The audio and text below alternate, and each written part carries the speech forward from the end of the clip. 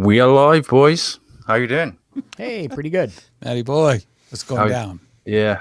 Well, good to have you on, man. Long time no speak. So, hopefully, we're gonna nail down some stuff about Amazon because you boys are smashing it out with Amazon. So, before we get into it, there's quite a lot of new people. Like, we all used to work together, which was some of the greatest times I've had online. Which Pretty was fun, good. huh? It was good. Yeah, I often think about it. But do you want to do a brief introduction yourselves before, just so because there's a lot of new people about that may not know you. No, they don't know us. What? Go on. Who wants to go first? Dan. All right. Well, so the reason we all worked together was because Dwight and his former partner owned a company, and they were smart enough to hire me and you, Matt, to to help sell T-shirts and coffee mugs and shoes and all sorts of stuff. And so that's how we all got together. And then Dwight left, and we ended up working together as Amazon coaches at a company that teaches people how to sell on Amazon, and it's been pretty cool. And we do a bunch of other stuff together too. Yeah, cool. Dwight? Yeah, pretty much been selling online for about 15 years now. Yeah. A good solid 12 anyway. Yeah, you're too modest, selling man. just anything and everything to anybody. Yeah. And we did it pretty well. We started training people how to do it. We had a ton of students get out there and start making money. I see one right now. Yeah. On the chat. So, yeah. And so lately I've been trying to lay low, not do too much. Dan and I have been fooling around with Amazon, pumping a bunch of stuff out, selling like crazy, and got hooked up with a training company because they know our background. So we came in, started helping them with their students, and pretty much that's all we do, you know. A few, try not to work too hard. Got a few other irons in the fire. You know us, we can't keep still. Yeah. And just selling our way to full-time retirement instead of just part-time retirement. Yeah. It's weird. How can we're really lazy, yet we continue to do stuff. It's not right. Something's not right. Yeah, well, man, you're modest, you are, Jedi, because I got to say, I learned a lot from working with you, man, on the technical side of stuff. Like, you really did teach me a lot, and, you're a skilled guy, man. And Dan, well, weren't you the third pillar? Otherwise, no. AKA I was the third pillar. he's a pain in the pillar, that's for sure. Yeah, so I want to nail down a bit about Amazon because I don't know anything about Amazon. I've never touched it, which is good because, hopefully you can open my eyes a bit to it. And the reason why I haven't is because I don't know if you remember, we was at an event in Vancouver and Rob Fighter was the one who he kind of put me off it way back because I remember him saying that Amazon, he tried it and he was saying, Amazon screws people over, newbies. They end up with pallet loads of stuff in their warehouses. They can't sell it. Then Amazon takes it or you're selling it at a loss. Like any truth in that? How hard is it as someone brand new to get into Amazon? Is it a tough nut to crack, would you say, or can anyone have a shot at this? Well, here, let me just say, whatever Rob Fighter said was the absolute truth.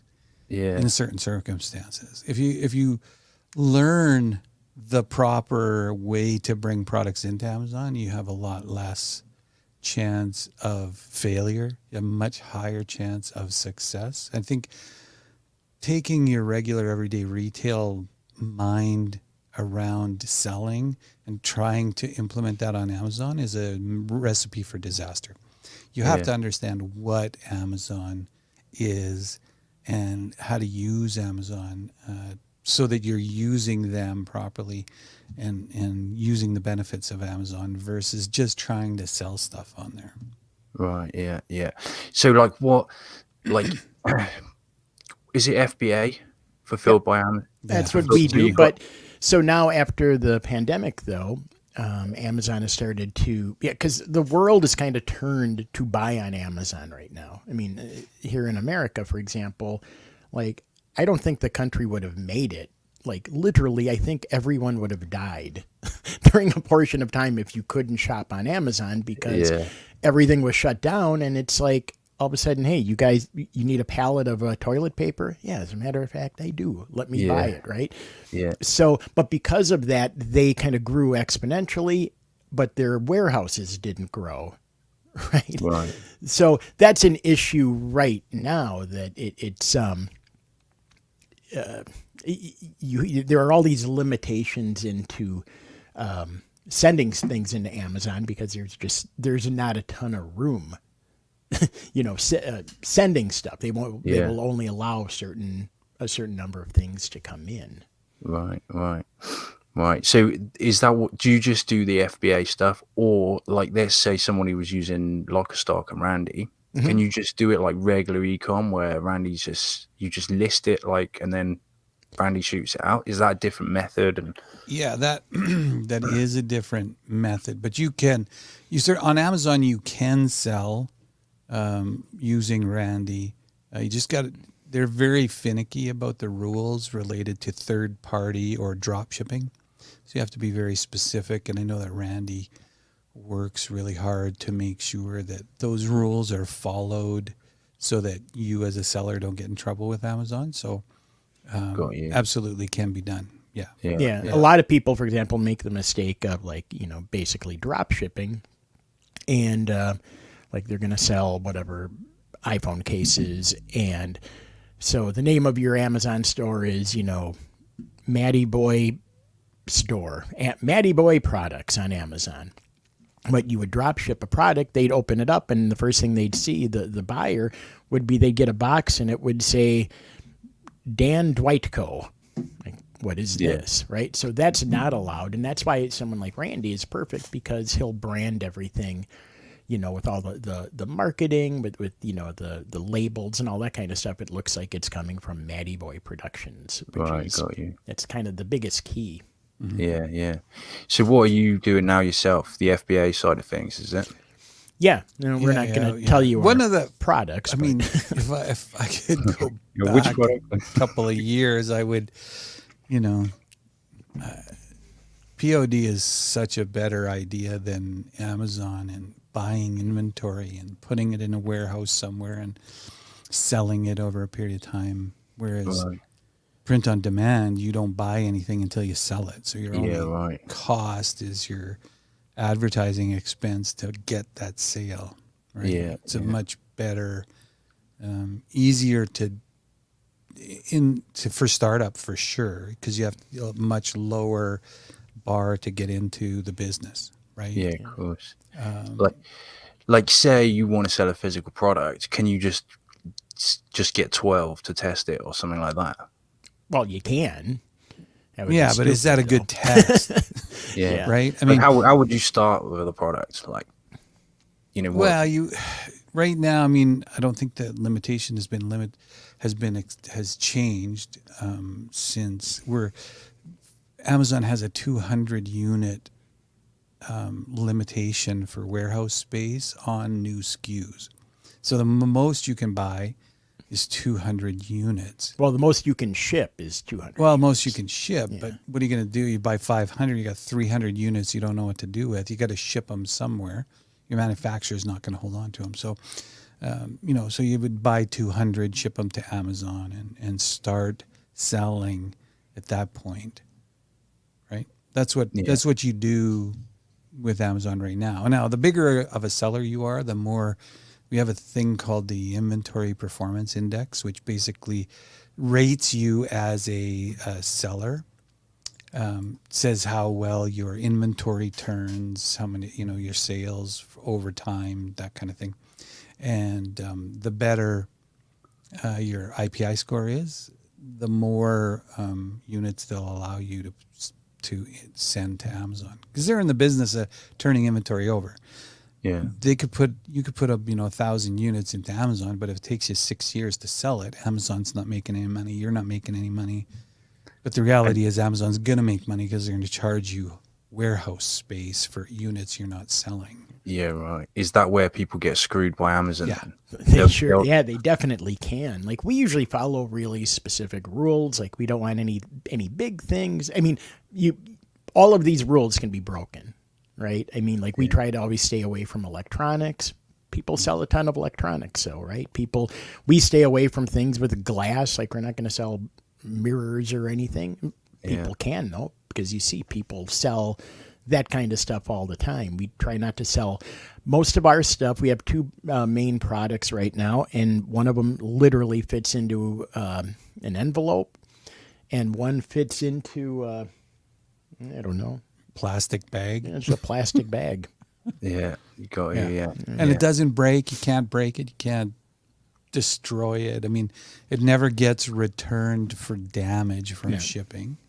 Right? It doesn't break because there's no functional moving parts in the stuff that we sell. So we try to keep it, and we also look to sell everyday items. So something that people would buy every day, like not the same person buying, but it's something that sells every day. It's not fluctuating on trends or seasons or stuff like that. So we can honestly predict over a period of time what our potential inventory exposure is going to be, what our sales are going to be, to get our turns down. So we're ordering every month to make sure that we have enough inventory 2 months out. So we're never run out of inventory. We never get stuck with long-term storage charges, all of that kind of stuff.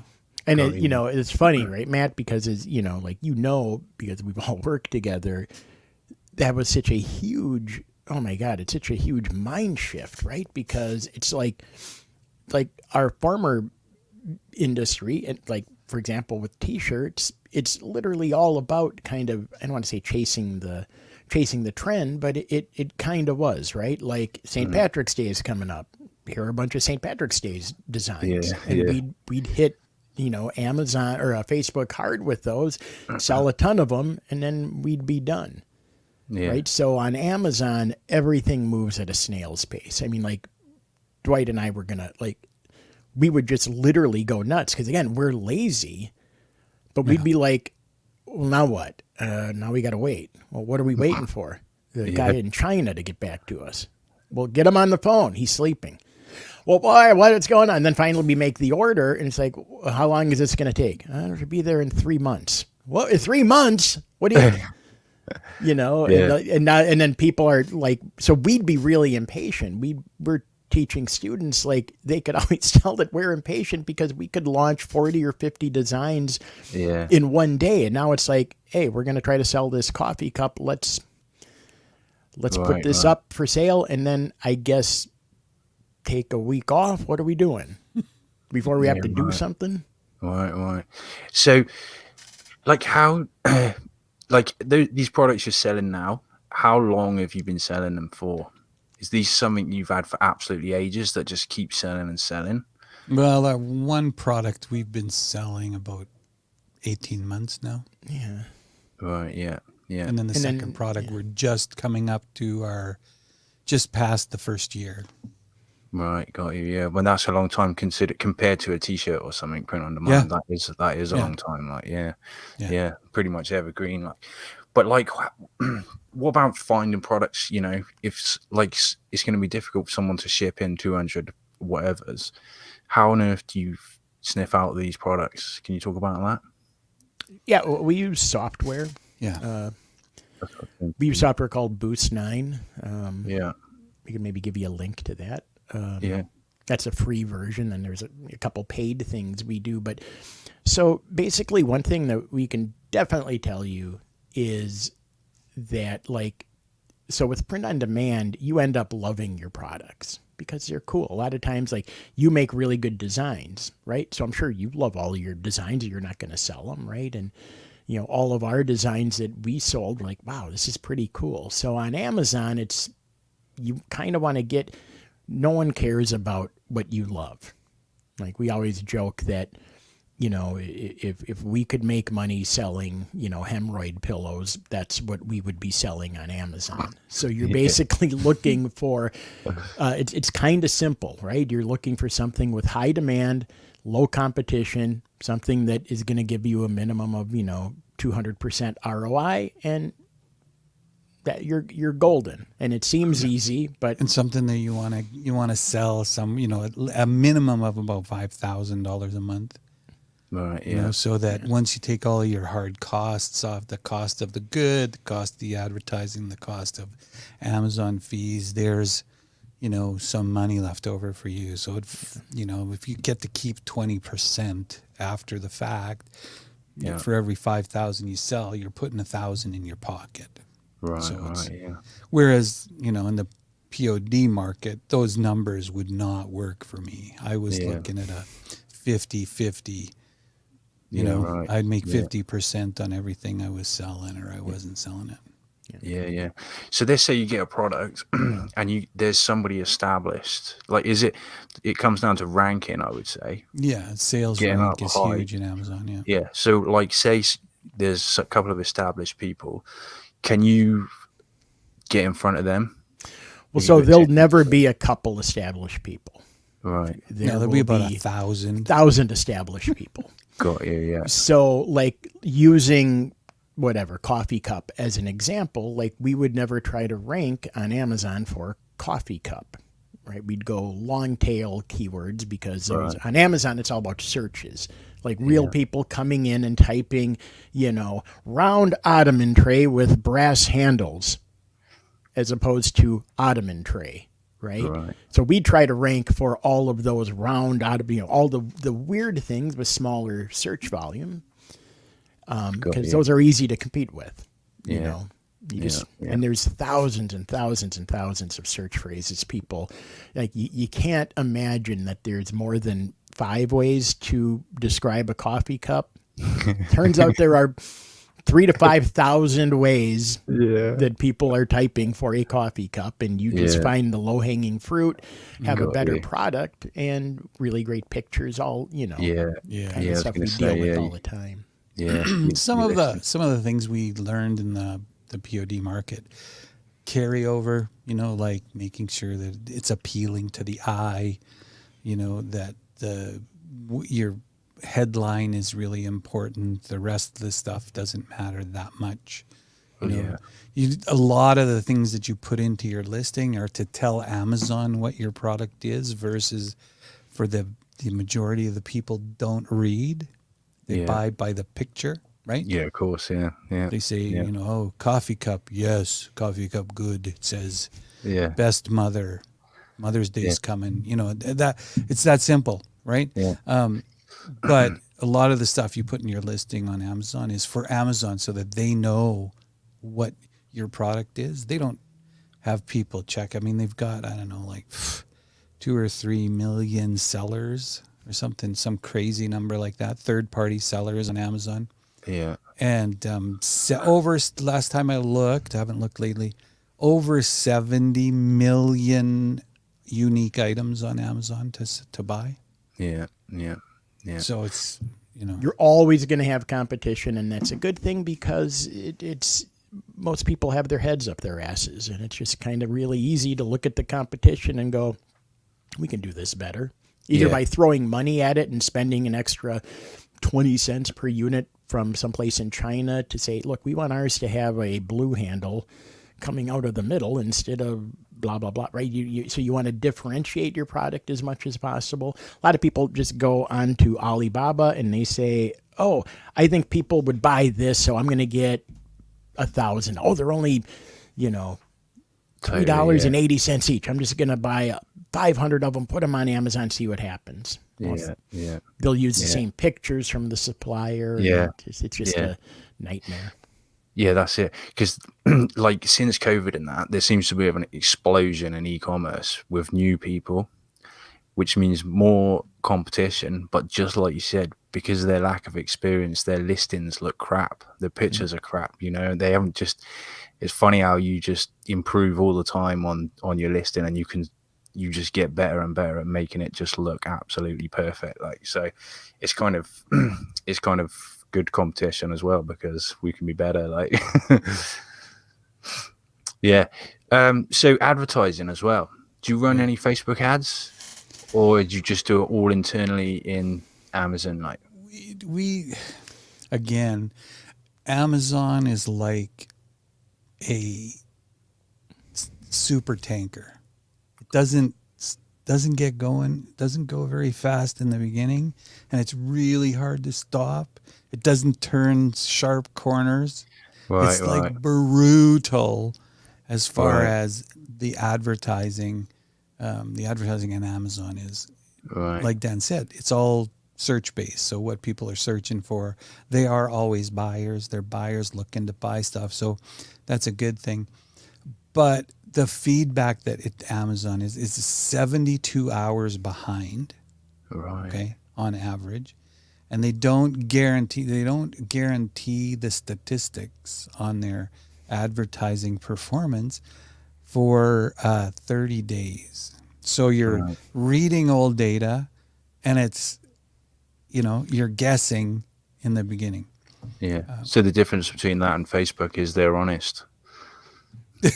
Well, there's that. Which party is honest, Facebook or Amazon? Define honesty. Because here's the thing. One of the things that we found out really early is the sales statistics. So attribution is really important as a marketer. We want to know if I'm paying money on, blue handled coffee cups. I want to know if I'm spending money on it, how much money I'm getting back from that spend, right? Yeah.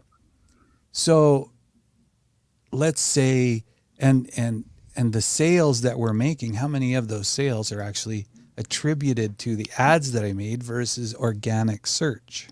Okay. So here, Dad and I would be spending money on ads, and we go, these ads aren't working, turn them off. All of a sudden we get a flurry of purchases. Really weird. And then we go, okay, we'll put the ads back on, and then the sales would drop down again. So we'd turn the ads off. We leave them off for weeks. And then what we realized is that now we have no sales. So if you're not advertising and you're not, the attribution is irrelevant. It's almost like Jeff Bezos says, you don't need to know that. Just let us worry about that. You just pay us advertising dollars. We'll make sure your products sell. Because it's like our organic sales increase when we have ads, but our organic sales decrease when we don't have ads. So it's kind of like either they don't know, they're not telling you, or it's just one of those, we're not going to boost or move your sales rank up unless you're paying for advertising. I don't know. I don't know the answer. I just know you got to have you got to pay them some money for your organics to actually kick in. So then the other thing that we realized is that Jeff Bezos, he likes money. Like, he's a big fan of money. And one thing we realized is whenever we spend money on outside traffic, all of a sudden Jeff Bezos starts to reward us by making our rankings in all these long tail keywords, and even the main ones shoot up because they like it when sellers drive outside traffic to their platform. So we'll do Pinterest stuff, we'll do Facebook stuff, and almost instantly, Jeff seems to like that, so we start selling more stuff. So to answer your question, we do Facebook ads. We are a little more selective when we do them. Now, because everything on Amazon is based on keywords, we'll focus on a handful of keywords. Like, we'll look at our numbers and we'll go, we're on page 2 for this long tail keyword. Now, if we could move this up to page 1, and it'd be great if we could get in the top 10, top 5, positions for this, that Amazon will reward us by it's once you get into a certain position, it's hard to fall out of it. Right. So we will spend money specifically sending traffic to a particular keyword that somebody clicks on it, they end up on Amazon, they buy, we get credit for that keyword. Jeff Bezos is like, hey, looking good. Let's reward these guys on that. and then that's how it happens, right? So we will spend money strategically on certain keywords to boost those up and then stop spending money on those because now we're getting organic traffic and then we'll focus on other keywords. Yeah. Yeah. Well, it's funny because I heard that years back. I launched a Kindle book on solo ads way back when I very first started online. And the guy who helped me do that, he said way back, and this was like 6-7 years ago, he said, if they see you pushing the book as well, they will push it as well. Like, so whatever means that was, email list, whatever, like if they see activity of you driving traffic, they help you as well. Yeah. Like, so Yeah, I imagine it's the same. Like, yeah, it's the same. I mean, the reality is if you're bringing them more customers and that's outside traffic, they love it. If all you're doing is selling from people that are already on Amazon, and what they mean by on Amazon is they're searching on Amazon to go to a product, to a search results, and then picking something that they already consider that person their customer. Okay. Whereas when you drive an outside traffic, you have a link to your product from an ad. The customer comes directly into Amazon on that product, buys it, or does a minor, looking at a couple of different things and then buys it. They see that as offsite traffic. So to them, that's a new customer to Amazon because you brought them there. yeah, right. Does that make sense? Yeah. So So it's definitely worth giving it a push from some other directions. Like, what about like email lists and stuff like that? Can you build an email list from it, or do you? Have you? Well, Yeah. as far as much as Jeff Bezos loves money, he loves the customer list, keeping it to himself just as much. I can imagine. They've made These it are very, my customers. You understand? They're not your customers. No, come on. Yeah. they have made it very, very difficult to create a list from your customers on Amazon. You used to be able to get it, then you used to be able to scrape it. Right. Then they've hidden basically everything that you don't need to know about the customer is now pretty much gone. But I see Patty's watching, and she was at our dynamic list building event, and that is definitely, we do that still. We still do that to this day. Yeah, because it's, we From want our Amazon. customers. Yeah, we front load the when we're driving offsite traffic, we do two things. One, we drive them to a landing page where we can offer them a discount in exchange for their email, and then forward them to our product to redeem that to build our email list. And then future product releases or other products related to ours, we can just blast out on the email to get people to come and buy, because we don't know for sure if they actually bought from us, because we're not doing a cross reference between our email list and the customer list on Amazon, because I don't have anything to do the cross reference. You can't track it. There's nothing to do that.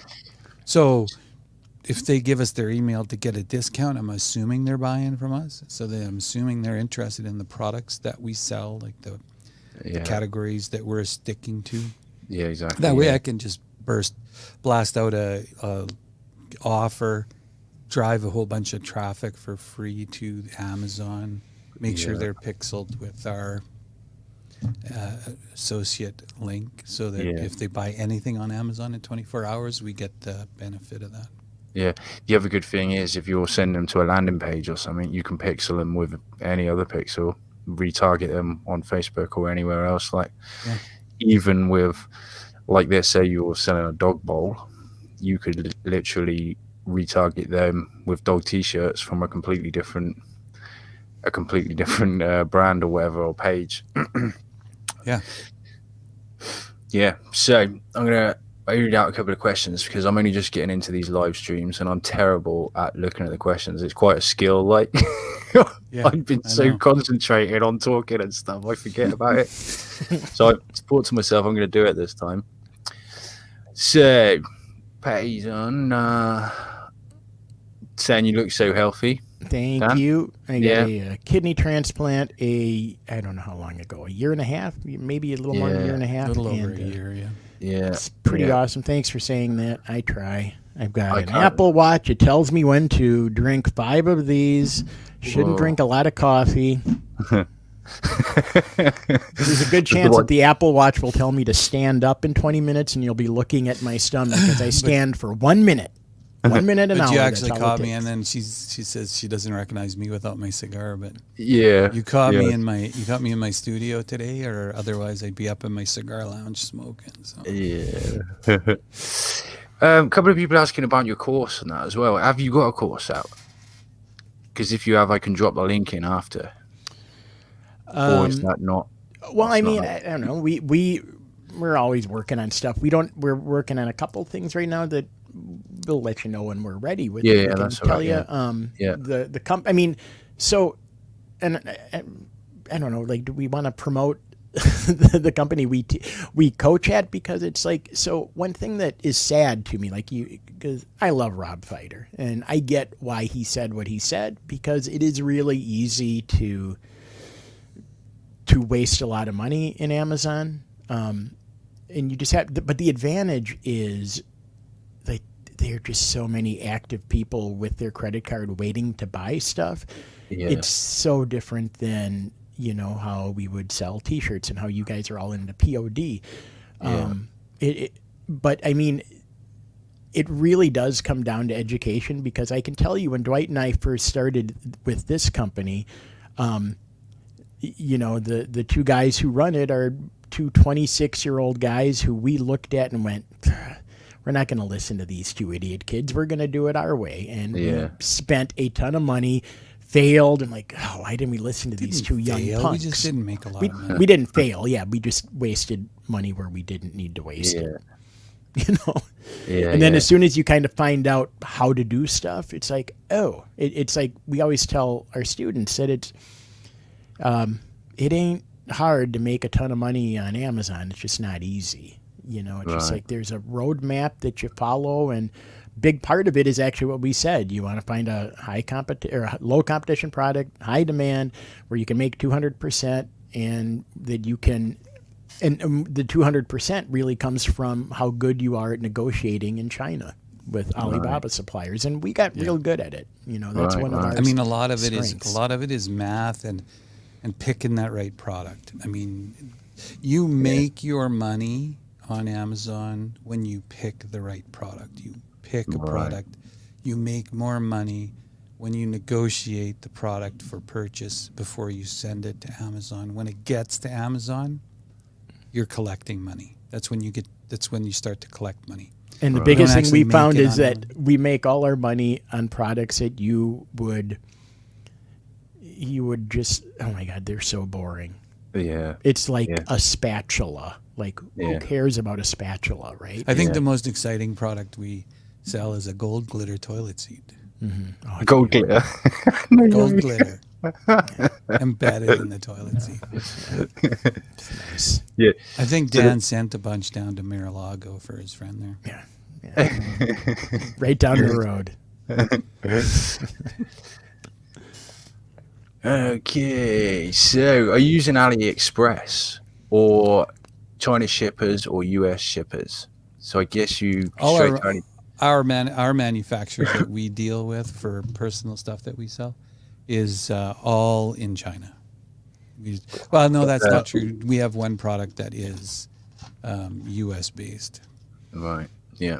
But- But not AliExpress, I would imagine. Alibaba. No, AliExpress is to buy one-offs from the manufacturers or whatever, or trade companies, the people that are bringing stuff in to sell in China.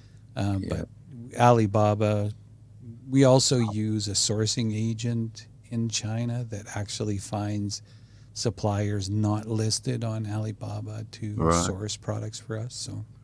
Yeah, I remember an eBay guy. He had a bloke like that. He called him Mr. China, like the secret guy that found the products. Yeah, there's a lot of, I mean, with the explosion in third-party sellers on Amazon and China is the only place really to get anything manufactured. Yeah. Yeah. You know, they're set up to do it. That's why they get it done so cheap. The labor's cheap. You know, didn't the guy who owned or ran Alibaba, didn't he disappear a few months ago? Did you hear about that?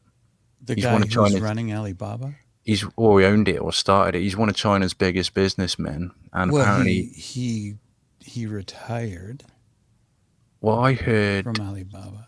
I don't know if it was the owner of Alibaba, but one of the biggest business guys in China spoke. I thought he was from Alibaba. He spoke up about the government, and then that was it. He just vanished. That's a mistake. Yeah. So, what is that? Well, just on the off shot, I'm a big fan of Alibaba, and I love the Chinese government. Absolutely. Just in case they're listening. Yeah, just in case. Yeah. I'll probably be the last time I speak to you now. How do you deal with China shipping during the pandemic? Heard it was rough. And I'll add to that, is it still rough? You know, has it settled down? Or if it was rough? Yeah, it's not great.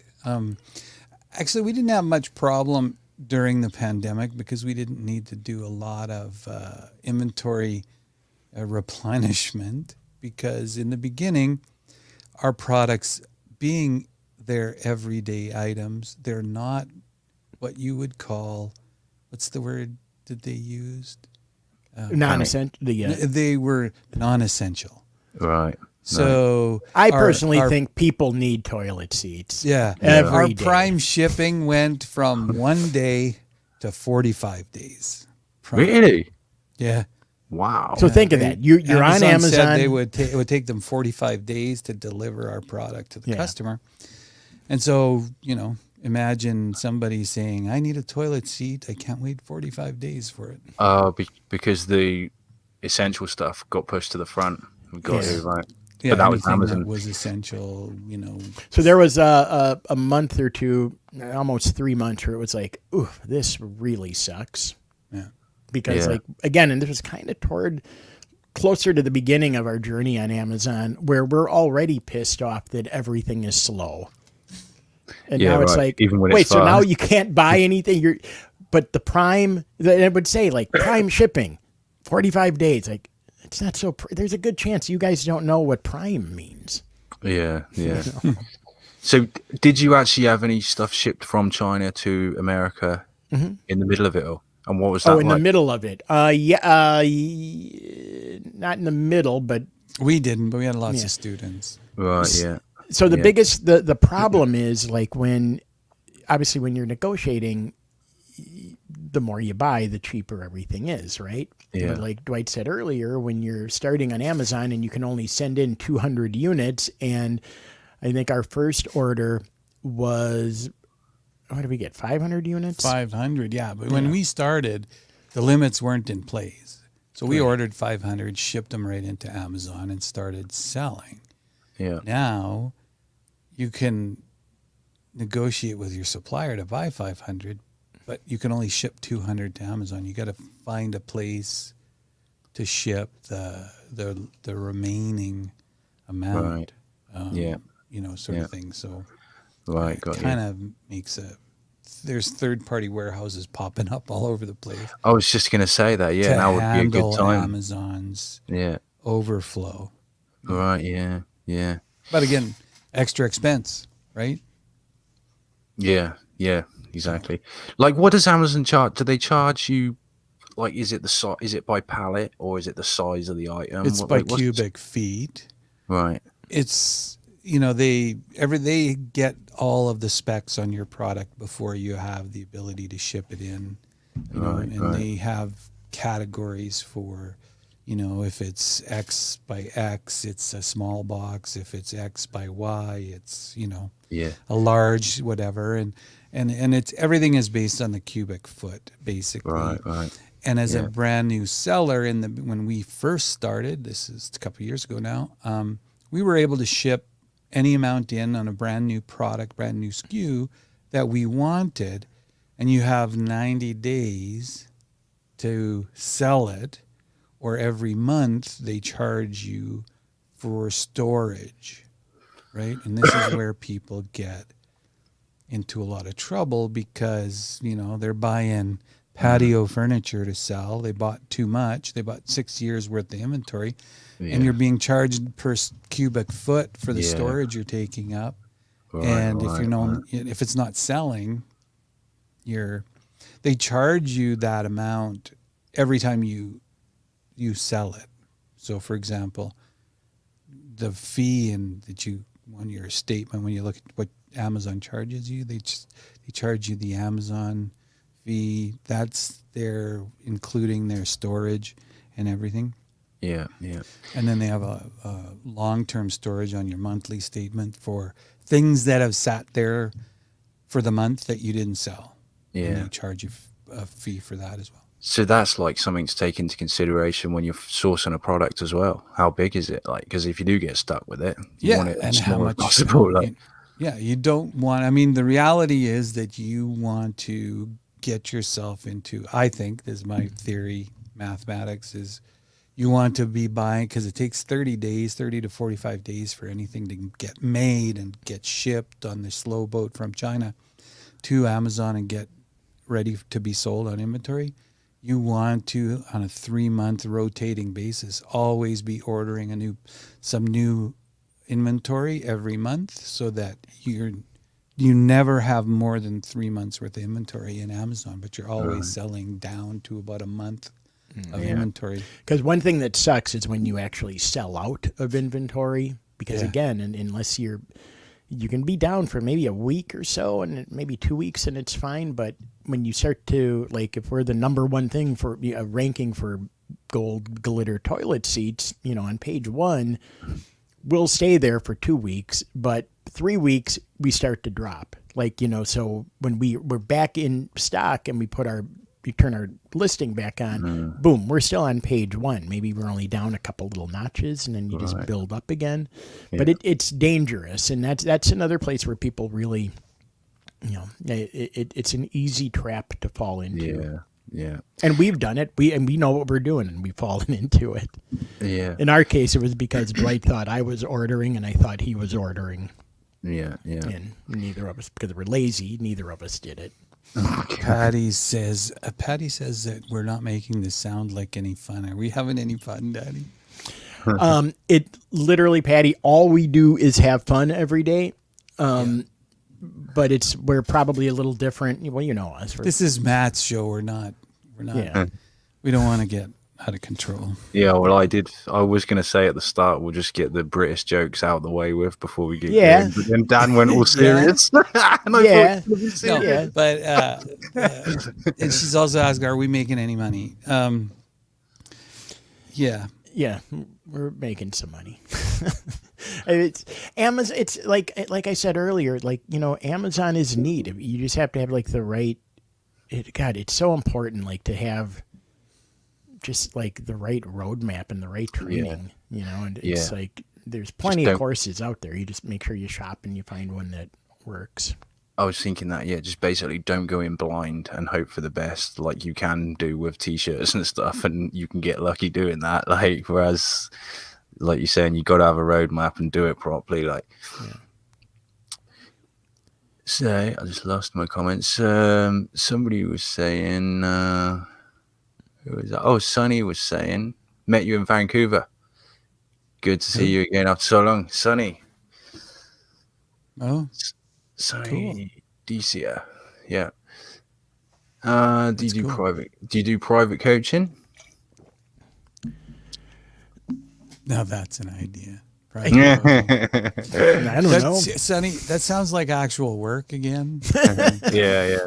You know what? Here's the thing. When I retired a year and a half ago, and 2 years ago, and Dan's like, man, we got to do something. We got to go do something. And I'm like, as long as it doesn't take a lot of time or is it a lot of work, because I made enough money. I don't need to do anymore.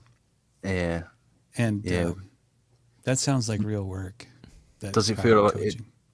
I assume then it feels like a lot less work than the e-commerce, than the print on demand and what we used to do. Like, oh my God, man. So, I mean, because you're I mean, the way we're doing it, which is finding everyday items that sell, they're evergreen. Once you get them up and selling profitably, there's literally, you watch your ads, you watch your inventory, you go, smoke a cigar, there's not much to do.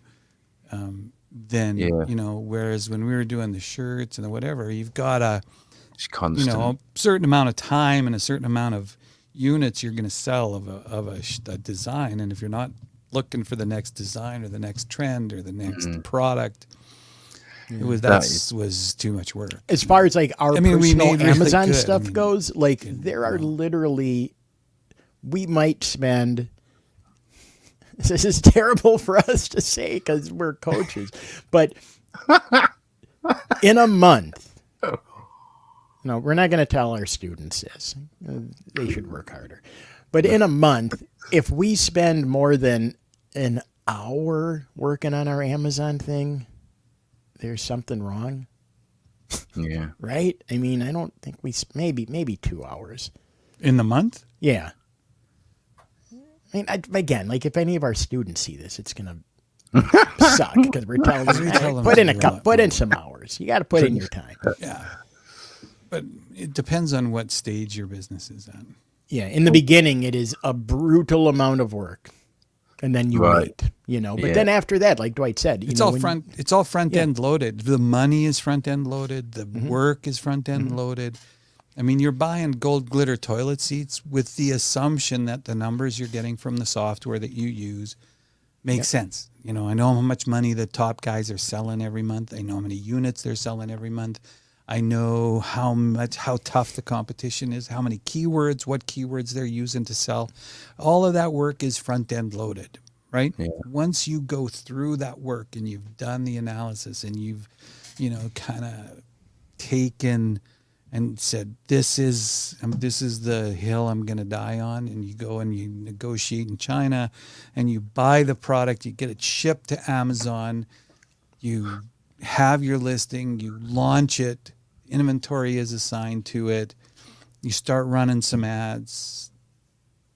That's it. Now you're in retirement mode again. Yeah. I mean, for me, that is, because everything is front end loaded and you got to have money. I mean, you got to have money to buy that inventory, like if you got to pay $5 a unit to get something manufactured that you're going to sell for $40 or $45, on that 200% ROI, because you got shipping costs and all that customer stuff, all this stuff to get you that 200% ROI. If you got to pay $5 a unit and you got to buy 500 units, that's $2,500 that you got to then get on a boat from China, get it to Amazon, have it sit in the warehouse. It's over and over and over. Have you made any mistakes and got stuck with a load of stuff? You got any boo-boos? No, we never got stuck with it because you can always sell it. Are you going to make any money with it when you sell it? Right? You can always sell it.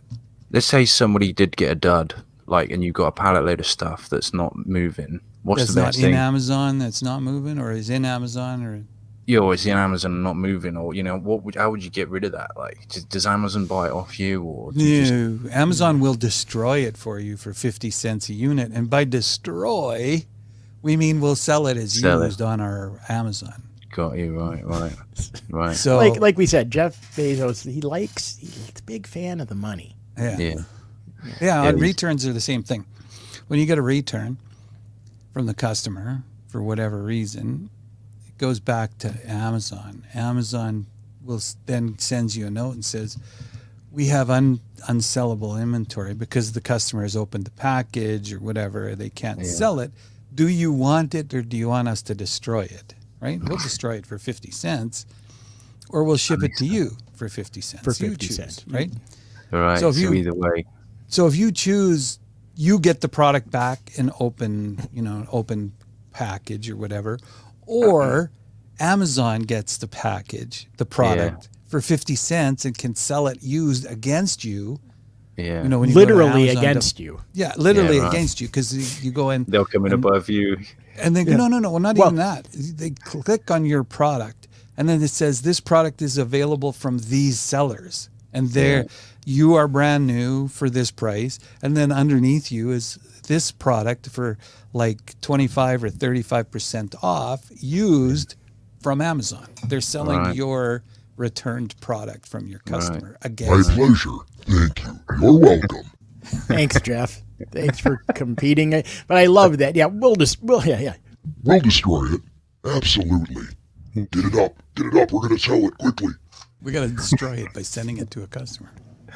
So somebody, like, when you're shopping on Amazon, looking for those used products is probably a good place to look for cheap stuff to buy when you're a shopper. Like, I guess. I mean, the biggest thing on Amazon, it's all about, well, like we said, the keywords, which is obviously it's how you're going to rank. But even as important as social proof, and that's why like reviews and ratings are such a huge thing, because it's like anytime you're buying anything, you're going to go buy a quesadilla maker, which one are you going to buy? One that has 4 billion 5-star reviews, or one that has 3 5-star reviews? yeah, right. Yeah. This Sonny's got a good question. Do you sell same product on any other sites, or just focus on Amazon? What a good boy. Is that a timely question for us right now? Yeah, in this company that we're with, we are a lot of times we're like they're guinea pigs, because we don't have a lot going on. We just do some coaching, and the rest of the time it's us just jacking around like, oh, what do you want to do today? So then, hey, can you guys go sell? You should sell your stuff over on Jane.com. All right, let's see if that works. Hey, well, or whatever. Right. Right now we're working on something. Can we say? I guess we can say. Something that rhymes with Tallmart. Yeah. Oh yeah. Walmart will be probably the next big thing. It's something they're online now, Walmart then. Oh, Yeah, they got Walmart. a website. Yep. Yeah. They got a couple of guys in the back putting packages together. Or whatever. Yeah. I'm not quite Yeah, like They're a huge e-commerce site, and have third-party sellers just like Amazon now, and it's they have the traffic, they got the customers. Yeah. It's that the should be same program. It's just some of their tech is a little bit, in the early stages, kind of like what Amazon was a few years ago. big. Yeah. Right. Sort of thing. But there's way fewer sellers Yeah. on there right now. They're way right. stricter with the sellers that they bring in. They're looking for, solid sellers with backgrounds and track record. So can you advertise within them, inside them? Same deal. Basically the same thing. Yeah. They're everyone's copying Amazon because they really do kind of have it down. But something like Amazon, if you're good on Amazon, as far as finding a product that works, it's going to be great on Walmart probably, because there's a huge customer overlap. Right. Yeah. That's interesting. Yeah. Okay. Anymore. Dick Irvine's on as well. I know he likes Amazon. He's a good guy. Relations with China and US is a rocky boat. Yeah, well, last year a couple of years ago when we were first starting, the tariffs on the Chinese imports was, a thing. But the reality is, like a 35% tariff on a thing you're paying $5 for is like, what is it, 25 cents or something. It's not going to put you out of business. It's a pain in the ass, but it's not like you're paying double for the product to get it from China in. It's like, And the reality is, the suppliers in China, they have really pretty decent margins. So like I said, we got really good with negotiating. So any of those little hiccups, we try to position it with our manufacturers as, listen, guys, this is not our problem that we have a tariff. This is like your problem and our problem. So we need to fix it, because you need us to buy your shit, and we need the shit to buy. So we need to work together. So let's figure out how to move past this tariff thing, which is it's over our pay rate. Like, this is the idiots in charge fuck this up. Let's you and I work on this, and let's make some bread.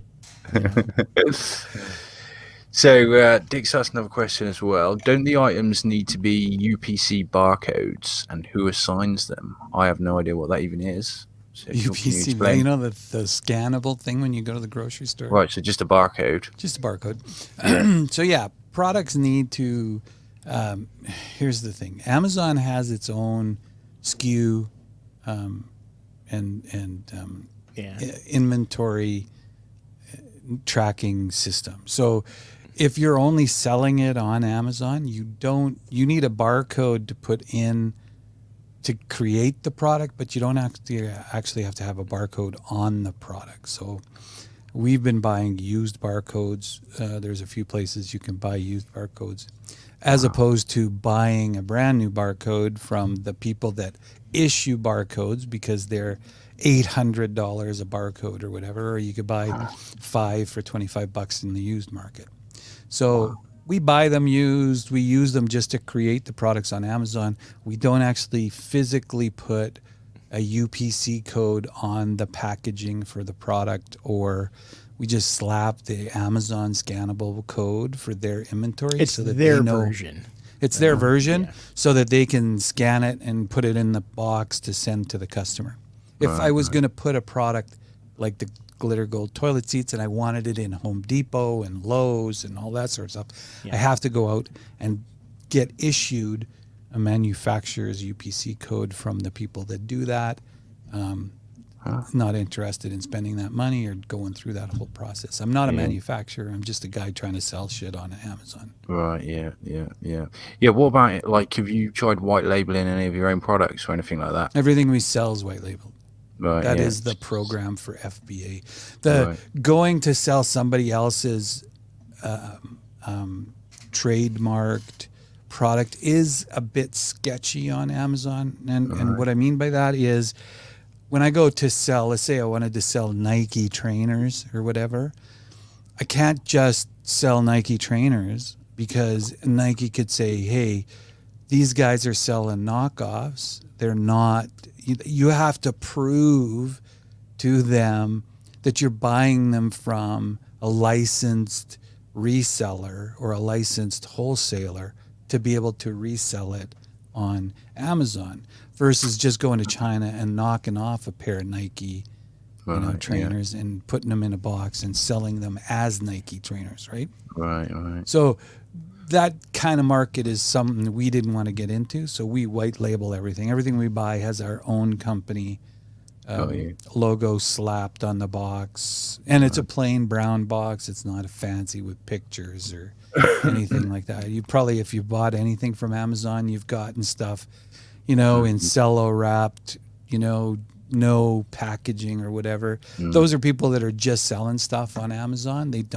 They're not trying to get them into stores or anything like that. And that's us. We're just trying to sell stuff through Amazon. Yeah. Or I'll get a box from Amazon that's like this big and it's got like a pen in it or something. I know. I just got one too. Like, what? That happens a bit, yeah. Yeah, I know. It's crazy, man. Patty, she's remaining unconvinced about Amazon. You guys taught eBay and Etsy. Are you teaching anything besides Amazon? I guess. We're still teaching list building to our students. Right. We're teaching Amazon is primary. Yeah. We dabble a little bit in Jane, and we're doing some Walmart stuff now. Yeah.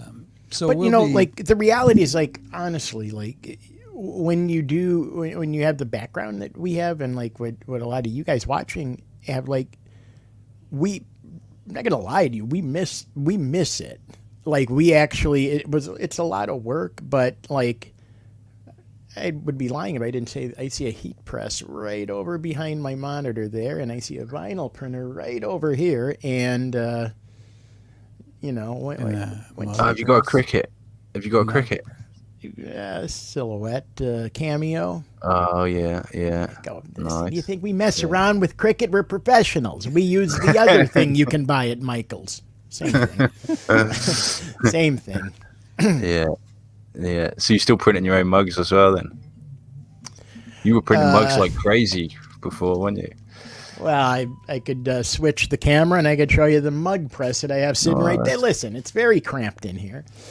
No, we like keeping our fingers and all that stuff because, it's like we like it. I mean, it's kind of fun to do. But, it's tough when you have to count on it. At least for us. It's like, it's a lot of work. Yeah. Mug slows seem to be mega popular at the moment because they're so easy. Like, there's no sizing issues and all that kind of stuff. Yeah. Like, there's so many people doing mugs. Like, we know all about the sizing issues. Yeah. Kind of the grizzled old veterans of sizing issues. What are you thinking? Sneakers? Sneakers were a good one. Dan had a T-shirts. house full of sneakers at one point. He Still got finally them. threw them away. And now the West Palm Beach Goodwill has a store full of sneakers that I had in my garage. Yeah. You remember I ordered a pair of those. I did the Chicago Bear ones, and one of them said Chicago because the sleeve was cut off. We had one. It was we had one return pair of shoes. We had these Elvis shoes with Elvis's head on them. Yeah, I remember. Hey, you sent me 2 left shoes. It's funny. We have another customer that has 2 right shoes. You should get together with them. Exchange. What was the link you shared for Amazon keyword research? Did you That share is any? software called Boost 9. It is Boost a 9. Chrome extension. Just search for Amazon. Go Google Chrome store and find Boost called 9. Boost 9, right? That's what it's called. Yeah, Boost yeah. 9. Yeah. great Well, software. if you got any links in that, I can put them in the description after as well. Dick's asking about info on your course, but of course you don't have one. Patty, I do like the idea of POD, Walmart, and eBay where there's not so much competition. Yeah, I'm definitely going to have a look at Walmart as well, because they like printables as well is super popular at the moment. So there's different ways of positioning it. You could give them a free image and then upsell them on a canvas print or a frame print. And Walmart have got great prices and super fast turnaround on printed stuff. So I don't know if they ship that out as well. Like, that would be brilliant. Patty says sneakers were fun, but returns were a killer. She thinks Tina's still selling sneakers. Tina made bank on that, on all that stuff. She was awesome. We Yeah. didn't Awesome, too. it was hard for us to stop selling sneakers, honestly. I mean, Like, how many sneakers did you have at your house, Dan, at one point? I had a garage, half a garage full of them. I mean, but you know what? We didn't actually have as many returns as you thought, but we sold so many that I In comparison to how many we sold, had a half a garage full of sneakers. Yeah, You know? because you were the return address, weren't you? Yeah. Yeah. It's You like, couldn't go back to China. yeah. It was pretty fun. Yeah, because there's nothing wrong with the sneakers. They were just the wrong size for the person that bought them. Yeah. Yeah, right. Yeah. They just Correct me if I'm wrong, but Green Bay a size Packer 7, fans, really, yeah. I am when you're a size 10 and a half. A lot of times it'd be like, hey, listen, I'm a diehard Green Bay Packer fan, but he should be green, right? They should be. Absolutely, they should be. So I was walking around with a pair of yellow Green Bay Packer shoes. Yeah. And yellow and gold instead of green and gold. Not a big difference between yellow and gold, though, it turns out. Wasn't that when we had about 90 pages of support as well? Oh, yeah. You blasted through them, and you blasted through them, and you were like, "How did you do it so quick?" I was ripping through those tickets, man. That's when we came up with the famous no support system. Oh man, yeah, that was brilliant, Dan. Pretty I fun, still tell people about that now. Like, the best ever. Modeled after the Amazon model. Yeah, How crazy is that? It's pretty tough to talk to somebody at Amazon, too. yeah. Oh man, yeah. So, you want to chat about anything else? Hell no. We're good. Just whenever you need us, let us know. We'd rather do this than actual work. Should we plug? Should we? I mean, It's time should we for me to say? go Should we have say my- anything my about afternoon Amazon? cigar, though. About the Amazon training, Dwight? What's Is that? it proper? Should we say something about the company we work for? Because it is a great course. But I plug don't away. want to make it sound like we're pushing anything. Yeah, that's it. I mean, just tell people, like, I mean, it's not like a salesy call, but if they want to find out where to go and find it, let them know. Hands down, the best course is the one we work for. It's called 9 University. 9 University, okay, yeah. And I'll put that link down below as well, and the Boost 9 link as well. And if you ever get in behind the scene as a student or whatever, you'll find out just how stupid Dan and I really are. Because we are somehow shockingly high in the 9 University program. The 9 University They're two universe. idiots. I don't know why they listen Two to of us. the dumbest guys that walk the planet. Hold on, we got another question coming in. Peter Grant's there. Hey, buddy. What kind of mug press do you have, Dan? We've got Can you explain about the silhouette, like, in case anyone doesn't know about those? Sure, it's the mug press I have is an HPN signature series. It's a 1, 2, 3, 4, 5. I can do 5 mugs at once, and I have a little one right under it that is a single mug press that does 1. The Cameo Silhouette 4 is what I have. It's a silhouette. It's a vinyl He's cutter. got all this stuff, but he rarely gets out of his seat and actually does any of the work. Yeah, I know. So. But I could show you. Yeah, I'll show you. I'll show you what the vinyl, the silhouette thing looks like. Where's my camera? I can Let's pick you switch up. to, hey, there is the mug press right there. Hold on, Dan, hold on. How do I make you big? You hit Already pretty big. The white square in the top left-hand corner of his thumbnail. just- They can see it. That's my mug press. Looks so much more professional when I'm There you in go, this Dan, I got you. background. And there is the vinyl cutter. There's a bunch of rolls of vinyl and stuff underneath there. So let's see the mug press again, Dan. I didn't see that. Oh. Like, what? How much are these? Oh, that's the mug press, right? Got you. Yeah. What kind of price are you looking at for that? I don't think they make that. Oh, let me switch cameras again. They don't even sell that one anymore. I was like one of the only guys who got their hands on that one. But I think you can mug press like each. I guess you'd call it bay. I don't know what you'd call it. Couple $100, and it takes 300 seconds to make a mug, at least on my unit. So that's where you want to kind of think like, well, how many mugs are you going to sell? Because it's going to take about 300 seconds to press it, to make it, right? So if you have 5 of them, then it cuts, you can do 5 of them in 300 seconds as opposed to 1 in 300 seconds. But honestly, when we were doing all of our Texas Strong stuff, we sold hundreds and hundreds of mugs every day, and that's the machine that we used and banged them out. Right. Mugs are who banged mugs them are out? fun. Amy banged him. Amy banged them out. I'd say, Amy, you gotta bang these out. Listen, I can't be bothered to bang these out. Yeah. His office is in a closet. That is correct. But it's fun. I mean, man, it's fun to create stuff. On Amazon, it's not all about creating it, but print on demand is, and it's really fun. Yeah, right. Yeah. All right, guys. Well, definitely we'll have to do this again, man. Anytime, buddy. We love hanging out with you. Yeah, we miss you. Yeah. Patty's just said Amy has you in the closet, Dan. Dan's been in the closet his whole How life. dare know what you? I'm I saying? am more man than you'll ever be. Listen to the Boys, jeez, what are you talking about? I thought you'd come out the closet, Dan. Yeah. Come out of the closet. No, it's just all that I can have in our house is a tiny closet.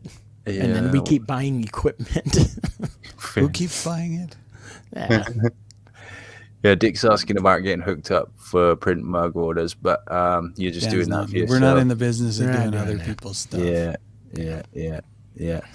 All right, then, cool. Let's wrap it up. I'm going to All right. end the broadcast. Thanks again. It's been good. Thanks for having us, guys. See you, buddy.